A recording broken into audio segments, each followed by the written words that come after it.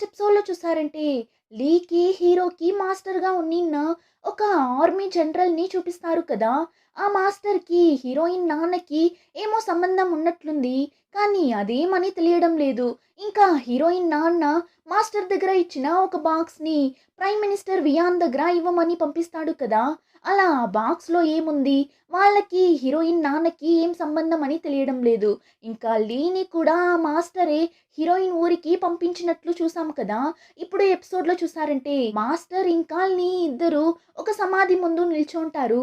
కానీ ఆ సమాధి మీద ఎలాంటి పేరు ఉండదు. సో, ఇప్పుడు లీ ఈ సమాధి ఎవరిది అని అడిగినప్పుడు ఇది 16 సంవత్సరాల ముందు జరిగిన జింజౌ కేస్‌కి సంబంధించిన రహస్యం.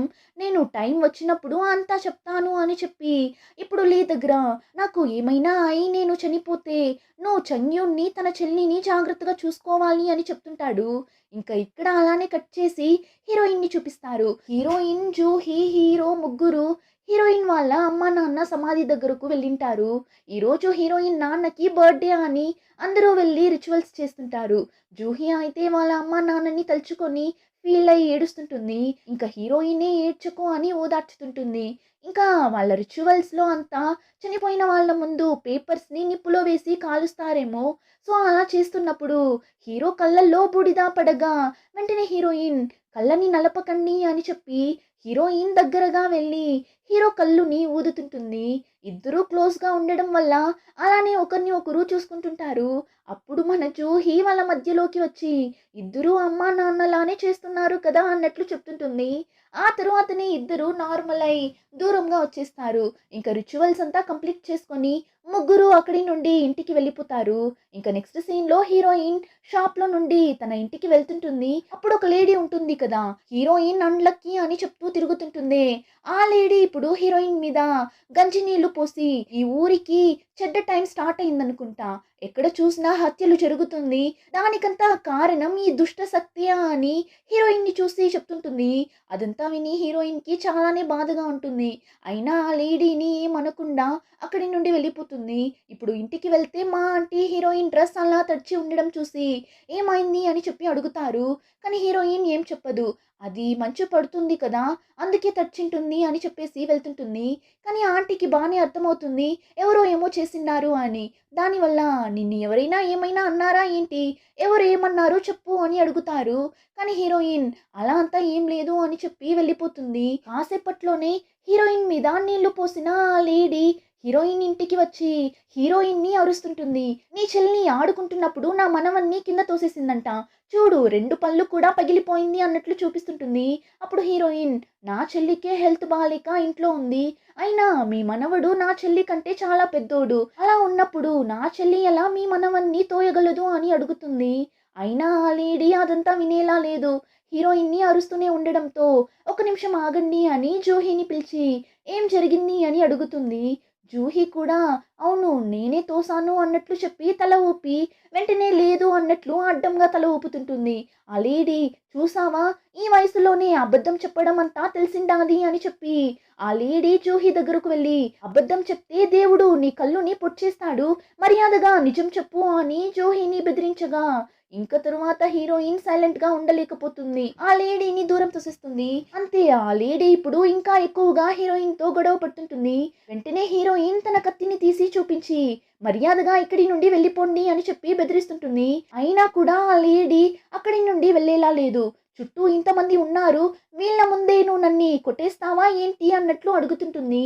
ఇప్పుడు హీరోయిన్ జూహీ దగ్గరకు వెళ్ళి నువ్వు ఆ అబ్బాయిని తోసావా అని అడిగినప్పుడు జూహీ నేను ఆ అబ్బాయిని తోయడానికి ట్రై చేశాను. కానీ నా వల్ల కాలేదు.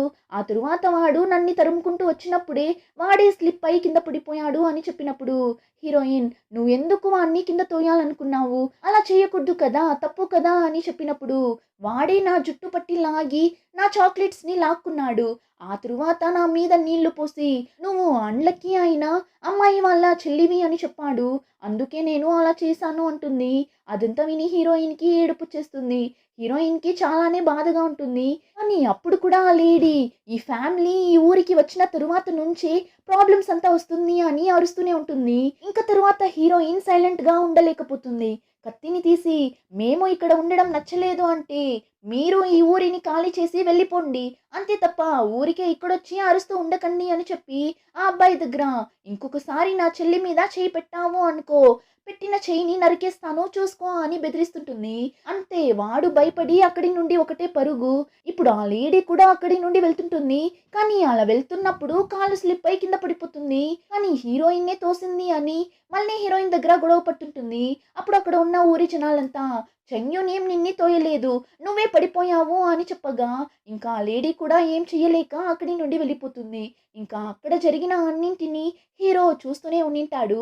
ఇప్పుడు హీరోయిన్ జూహీ దగ్గర, ఇక నుంచి నిన్ని ఎవరైనా ఏమైనా అంటే ఇంటికొచ్చి నా దగ్గర చెప్పాలి అంటుంది. జూహీ కూడా సరే ఓకే అని చెప్తుంది.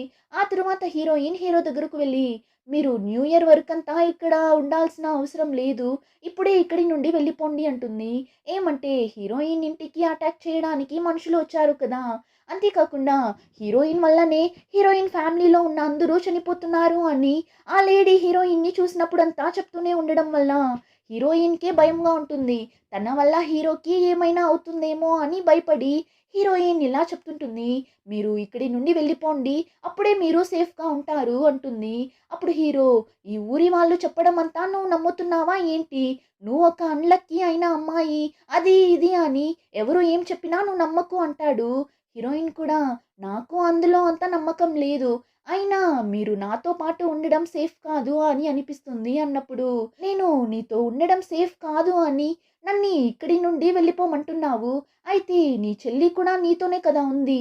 తను నీతో ఉండడం సేఫ్ కాదు అని తనని కూడా ఇక్కడి నుండి పంపించేస్తావా ఏంటి? లేదు కదా అన్నప్పుడు హీరోయిన్, తను చాలానే చిన్న అమ్మాయి. దానివల్ల తనని నేను ఒంటరిగా అంతా ఎక్కడికి పంపించలేను అంటుంది. హీరోకి అయితే ఏం చెప్పాలనే తెలియడం లేదు. ఇంకా ఇప్పుడు హీరోయిన్ దగ్గర గొడవ పడేసి వెళ్ళిందే ఆ లేడీ హీరోయిన్ మీద గంజి నీళ్లు పోసింది కదా! అది హీరో చూసినట్లున్నాడు. సో ఇప్పుడు హీరో, నిన్ని ఎవరైనా అవమానించేలా చేశారు అంటే నువ్వు చూస్తూ ఊరికే ఉండవు. అలాంటిది ఎందుకు ఆ లేడీ నీ మీద నీళ్లు పోసినప్పుడు సైలెంట్‌గానే ఉన్నావు అని అడుగుతాడు. అప్పుడు హీరోయిన్, కానిస్టేబుల్ వాంగ్ నా దగ్గర ఒకసారి ఒక విషయం చెప్పాడు. ఎవరైనా ఒకరు ఒక తప్పు చేస్తే వాళ్ళని శిక్షిస్తారు. కానీ ఆ తప్పునే గ్రూప్‌గా చేరి చాలామంది చేశారు అంటే వాళ్ళని శిక్షించరు అని. దానివల్ల ఇప్పటికీ ఈ ఊర్లో ఉన్న చాలామంది నన్ని తప్పుగానే మాట్లాడుతున్నారు. ఒకరు చెప్తే నేను ఎదిరించగలను. కానీ ఈ ఊరిని నేనెలా ఎదిరించగలను అని అడుగుతుంది. అప్పుడు హీరో, అలా అంతా ఏం లేదు. నువ్వు ఇలా సైలెంట్‌గా ఉంటే చుట్టూ ఉన్న వాళ్ళు నీకు ప్రాబ్లమ్స్‌ని ఇస్తూనే ఉంటారు. నువ్వు ఎంత మంచిదానిగా ఉన్నా సరే నువ్వు భయపడేలానే మాట్లాడుతారు. నువ్వు ఎప్పుడైతే వాళ్ళని ఎదిరించి మాట్లాడతావో అప్పుడే వాళ్ళు నీకు భయపడి సైలెంట్‌గా ఉంటారు. దానివల్ల నువ్వు ఎవరికీ భయపడకుండా ఎదిరించి మాట్లాడు అంటాడు. హీరో ఇలా అంతా తనకి బూస్టప్ ఇచ్చేలా మాట్లాడిన తరువాతనే హీరోయిన్‌కి కాస్త ధైర్యం వచ్చినట్లు ఫీల్ అవుతుంది. ఇంకా హీరోయిన్ దగ్గర గొడవ పడేసి వెళ్ళిన ఆ లేడీ కింద పడిపోతుంది కదా! యాక్చువల్లీ ఆ లేడీ స్లిప్ అయ్యి అంతా కింద పడిండదు. హీరోనే ఆరెంజ్ చాక్లెట్‌ని తీసి ఆ లేడీ మీద వేసి ఆ లేడీ కింద పడేలా చేసుంటాడు. హీరో అలా చేయడం హీరోయిన్ చూసుంటుంది. దానివల్ల హీరో దగ్గర, నేను ఆరెంజ్ చాక్లెట్స్‌ని కొనిచ్చింది తినడానికి. ఇలా అంతా చేయాలి అంటే మీరు ఈ గులకరాళ్ళు ఏరి పెట్టుకోవచ్చు కదా అని చెప్పి, సరే మీరు ఇక్కడి నుండి ఎక్కడికి వెళ్ళకండి, నాతోనే ఇక్కడే ఉండండి అంటుంది. అప్పుడు హీరో, ఓహ్! నువ్వు వెళ్ళు అంటే నేను వెళ్ళిపోవాలి, నువ్వు ఉండు అంటే నేను ఉండాలా అని అడిగినప్పుడు హీరోయిన్, మరి ఈ ఫ్యామిలీ హెడ్ నేనే కదా! మరి నేను చెప్పేదే కదా మీరు వినాలి అని చెప్పి నవ్వుతుంటుంది. ఇలా ఇద్దరూ జాలీగా మాట్లాడుతుంటారు. అలానే ఆ రోజు నైట్ కూడా హీరో, హీరోయిన్ ఇద్దరూ బయట కూర్చొని ఆరెంజ్ చాక్లెట్స్‌ని తింటూ జాలీగా మాట్లాడుతూ కూర్చుంటారు. అప్పుడు హీరో, హీరోయిన్ దగ్గర, మనిద్దరం మీట్ అయ్యి చాలా రోజులు అవుతుంది. కానీ నీ బర్త్‌డే ఎప్పుడు అని నాకు ఇంకా తెలీదు. ఎప్పుడు నీ బర్త్‌డే అని అడుగుతాడు. అప్పుడు హీరోయిన్, నా బర్త్‌డేని చాలా ఈజీగా గుర్తుపెట్టుకోవచ్చు. లాంటర్న్ ఫెస్టివల్ కంప్లీట్ అయిన రెండో రోజే నా బర్త్‌డే అని చెప్పగా, ఈ బర్త్‌డేకి నీకు ఏం కావాలి అని అడుగుతాడు. హీరోయిన్ కూడా కాసేపు ఆలోచించి, నా ఫ్యామిలీలో ఉన్న అందరూ సేఫ్‌గా, సంతోషంగా ఉండాలి. కుదిరితే ఒక పిగ్లెట్ ఫార్మ్‌ని ఓపెన్ చేయాలి అంటుంది. ఇలా వీళ్ళిద్దరూ మాట్లాడడంతోనే ఆ రోజు నైట్ కంప్లీట్ అవుతుంది. అలానే నెక్స్ట్ డే చూపిస్తారు లీ మాస్టర్ ఆ ప్రైమ్ మినిస్టర్ వియాన్కి ఒక బాక్స్ని పంపించింటాడు కదా. ఇప్పుడు ఆ బాక్స్ని ప్రైమ్ మినిస్టర్ ఓపెన్ చేసి చూస్తే అందులో రక్తపు మరకతో 2 లెటర్స్ ఉంటుంది. ఆ లెటర్లో అలా ఏముంది అని తెలియడం లేదు. అలానే ఒక పేపర్ మీద నువ్వు ఆ ఇద్దరు అమ్మాయిల జోలికి వెళ్ళావు అంటే 16 సంవత్సరాల ముందు జరిగిన విషయాన్ని నేను అందరికీ తెలిసేలా చేసేస్తాను అని ఉంటుంది. దాన్ని చూడగానే ఈ ప్రైమ్ మినిస్టర్కి లీ మాస్టర్ మీద అంతలా కోపం వస్తుంది. ఆ ముసలోడు నన్నే బెదిరిస్తున్నాడు కదా అని అనుకొని ఇప్పుడు అతని మనిషి దగ్గర కొన్ని రోజులు ఆ అమ్మాయిల జోలికి వెళ్ళకండి అంటాడు. అంటే హీరోయిన్ ఇంటికి రౌడీలను పంపిస్తున్నాడు కదా ఏమో లెటర్ కోసం. సో ఇప్పటికి వాళ్ళని వదిలేయండి, వాళ్ళ సంగతి తర్వాత చూసుకుందాం, అయినా వాళ్ళు అమ్మాయిలే కదా, వాళ్ళ వల్ల నాకేం ప్రాబ్లం రాబోతుంది అంటాడు ఈ ప్రైమ్ మినిస్టర్ హీరోయిన్ గురించి తెలియక. కానీ అలా 16 సంవత్సరాల ముందు ఏం జరిగింది అని తెలియడం లేదు. ఇంకా ఆ టైంలోనే లీ హీరోయిన్ని మీట్ అయ్యి మిమ్మల్ని అటాక్ చేయడానికి వచ్చిన వాళ్ళు ఎవరు అని కనిపెట్టేశాము అంటాడు. హీరోయిన్ కూడా ఎవరు వాళ్ళు అని అడగ్గా లీ ఏం చెప్తాడు, మీ నాన్న ఎస్కాట్గా పనిచేస్తున్నప్పుడు అక్కడ జరిగిన ఒక గొడవలో ఆ ఎస్కాట్ ఏజెన్సీలో ఉన్న అందరూ చనిపోయారు, కానీ మీ నాన్న మాత్రమే ప్రాణాలతో తప్పించుకున్నాడు. అక్కడ ఏమో నిధికైనా మ్యాప్ ఉన్నింది అంట. అప్పుడు మీ నాన్న మాత్రమే ప్రాణాలతో బయటపడటం వల్ల ఆ నిధికైన మ్యాప్ మీ నాన్న దగ్గర ఉందేమో అని ఆ మ్యాప్ కోసమే ఇలా మీ ఇంటి మీద అటాక్ చేయడానికి వచ్చినట్లున్నారు అంటాడు. యాక్చువల్లీ ఇప్పుడు లీ చెప్పిన ఈ స్టోరీ అంతా నిజమా అబద్ధమా అని తెలియడం లేదు. హీరోయిన్ కూడా కానీ మా నాన్న అలాంటి మ్యాప్ గురించి ఏం చెప్పలేదు కదా అంటుంది. ఇంకా హీరో కూడా లీ చెప్పిన స్టోరీ అంతా బయట నిల్చొని వింటూనే ఉంటాడు. లీ చెప్పిన స్టోరీ అబద్ధంలా ఉంది. సో ఇప్పుడు హీరో ఎందుకు వీడు ఇలా అబద్ధం చెప్తున్నాడు, ఒకవేళ ఈ కేస్ని క్లోజ్ చేయడానికి చూస్తున్నాడా అని హీరో చూస్తుంటాడు. ఇంకా ఆ రోజు నైట్ హీరోయిన్ జూహీ ఇద్దరు బెడ్ మీద కూర్చొని మాట్లాడుతుంటారు. అప్పుడు జూహీ, అక్క నిన్న నైట్ అంతా నువ్వు నిద్రలో వాగుతూనే ఉన్నావు, ఈ రోజు కూడా అలానే వాగుతావా ఏంటి అన్నట్లు అడుగుతుంటుంది. ఒకవేళ జెంగ్ నన్ని వదిలేసి వెళ్ళిపోతే ఇలాంటి హ్యాండ్సమ్ అయిన హస్బెండ్ నాకు మళ్ళీ దొరుకుతాడా అన్నట్లు నిద్రలో వాగినట్లుంది. ఇప్పుడు ఆ విషయాన్ని జూహీ చెప్పగా పైన ఉన్న హీరోకి కూడా బాగానే వినిపిస్తుంటుంది. ఇక్కడ హీరోయిన్ అదంతా విని సైలెంట్గా ఉండు జూహీ అని జూహీ నోరుని క్లోజ్ చేస్తుంటుంది.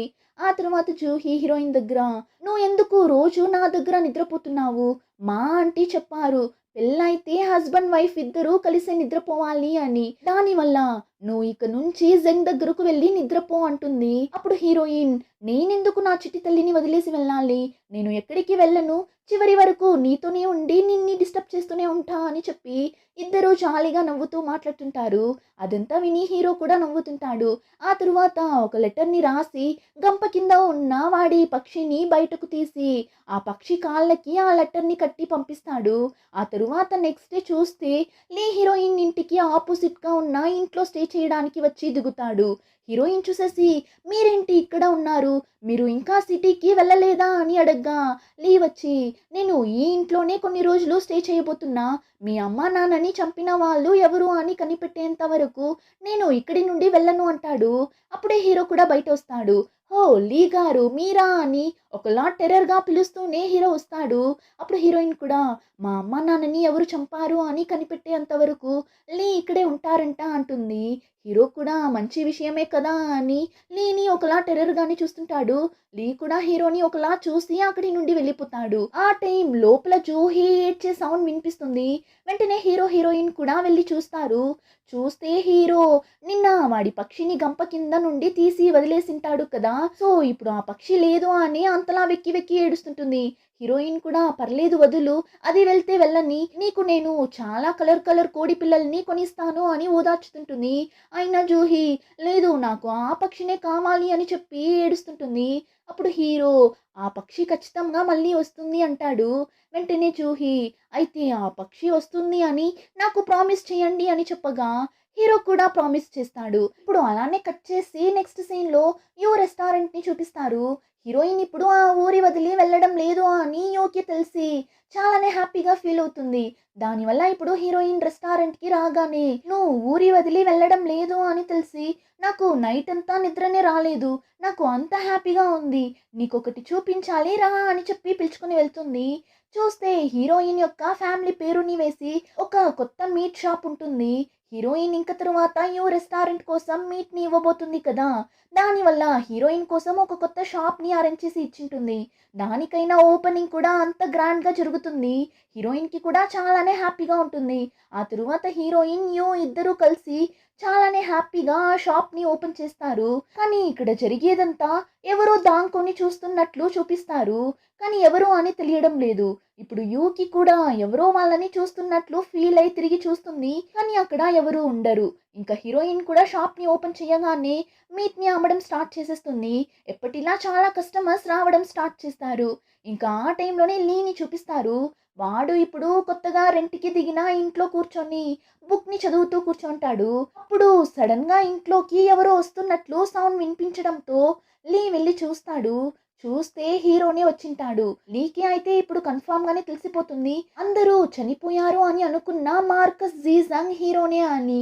దానివల్ల ఇప్పుడు హీరోని చూడగానే రండి మార్కస్ అని చెప్పి ఇప్పుడు హీరో దగ్గర నాకు మీరు చిన్నప్పటి నుండి తెలుసు, ఇద్దరం ఒకే మాస్టర్ దగ్గరనే మార్షల్ ఆర్ట్స్ని నేర్చుకున్నాం.